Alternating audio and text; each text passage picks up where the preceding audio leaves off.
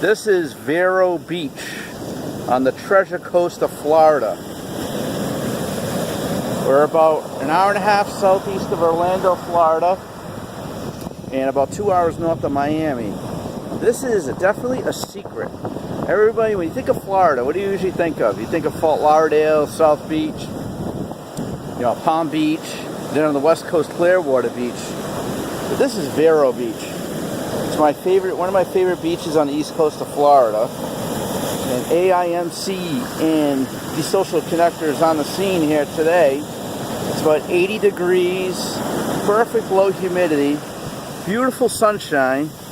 You can't beat this. We like doing these ocean videos once in a while just because, it's a nice, very peaceful place to be if you had a stressful day.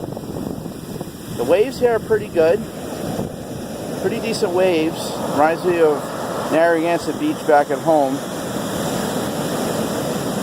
One thing about this beach, it's known for sharks. It's definitely known for sharks, and that's one thing you gotta be careful of. So let's enjoy some waves, and we'll close it out. The Social Connector, AIMC, music, entertainment, and the scene.